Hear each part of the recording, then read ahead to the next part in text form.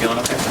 Yeah, I'm doing good. Yeah, no problem. Just a typical game, a little sore, but we'll be all right. I think you had a bloody nose or something on the sideline, is that right?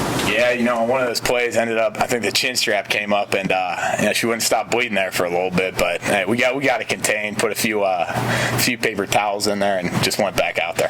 Jack, a year ago, you guys didn't get a day like this where you can kind of have a day to get out all the kinks before you played Colorado. How big is it to maybe have a day that you can win ugly, play bad offensively, and kind of now look at that film and build offense? It's definitely an advantage for us. I would definitely tell you we'd obviously like to go out there and play a lot better offensively than what we did. That's obviously not up to our standard. That's absolutely unacceptable.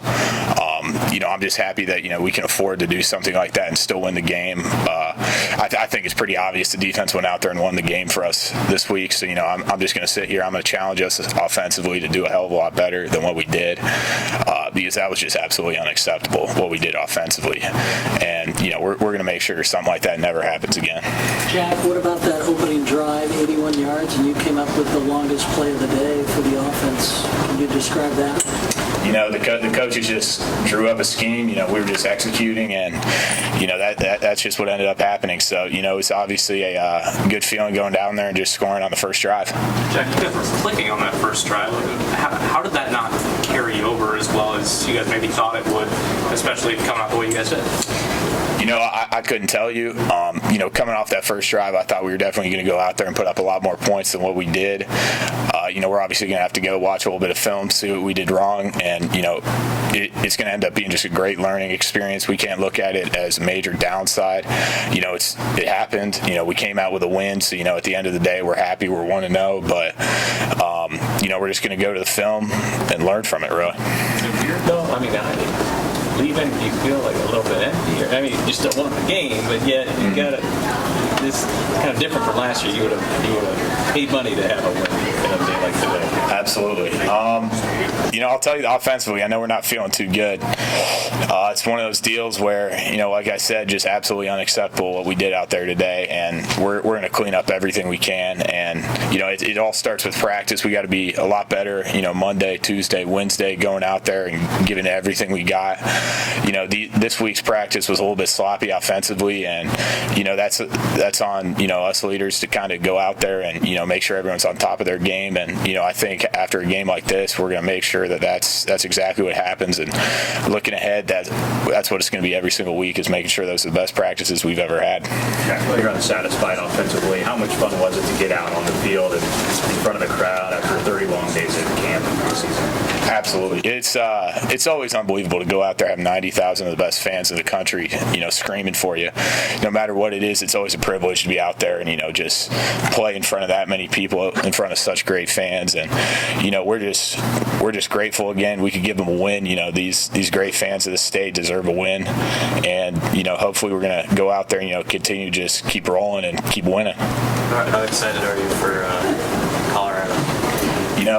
It's just another game. Obviously, being from Colorado, it's definitely something that I've had a lot of talk. I've been talked to a lot about it from some people back home, and I'm just excited to kind of shift my focus to that game. And there'll be a lot more distractions, specifically being from there. But again, I'm just going to zone all those out, and we're just going to go keep attacking. You said you were a little sloppy this week in practice on offense, but prior to that, did you like where you guys were trending, as an offense in the fall camp? Absolutely. Fall camp, we had an unbelievable fall camp. Coach Frost, I think, has said it the best. It's the best, I think, offensively, defensively, special teams wise we've ever had, period. And I'm not sure what it was about this week that made it that we had a few sloppy practices, specifically on Tuesday, Wednesday. But again, I think this is just a great wake up call for us, and we're just going to get rolling. Jack, how much did the defense today reflect what you saw all fall camp, especially their ability to create turnovers? They're just playmakers on that side of the ball.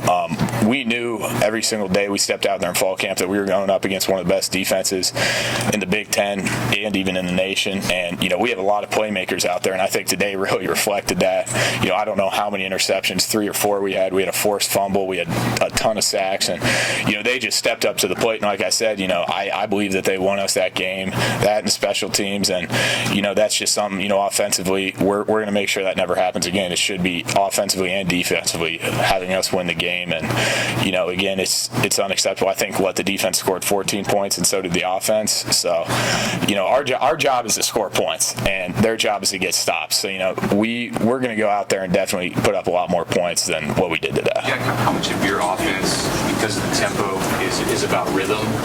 And, how did you feel about that rhythm today? It seemed like it was a disjointed game. It's definitely a huge thing with the rhythm, specifically tempo. I know Coach Frost, has always been preaching speed. And, I think that's something we definitely can improve on, kind of just reflecting on the game a little bit. There were definitely some times where, I think some guys were kind of walking to their formation and, kind of taking a little bit more time as far as what's going on with the play. But, it's definitely one of those deals where, we're just going to keep getting better and better. Yeah, you're good. Alexa, shut up. I'm just going to leave the press conference right now. Jack, you mentioned distractions. Going back to Colorado, how do you do that? How do you avoid the distractions? Because you'll get texts and ticket requests and all that stuff. How do you avoid it? Oh, yeah. I told my mom she was going to be busy this week. Let's put it that way.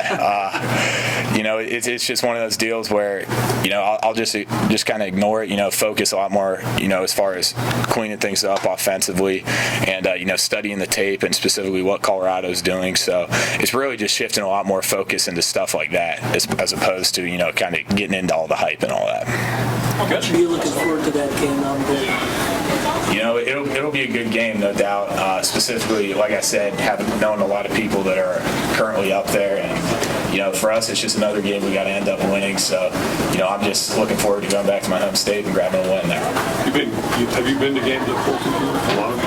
I've been to a few growing up, yes. I was never really a huge CU Buffs fan, but I definitely followed them from a distance a little bit. I was more following kind of my cousins that were playing college ball, but it's definitely one of those teams that obviously just being from Colorado, I'd read in the newspaper, see what's going on with them, and I'd definitely follow them. All right. Thanks, Jack. Thanks, appreciate it.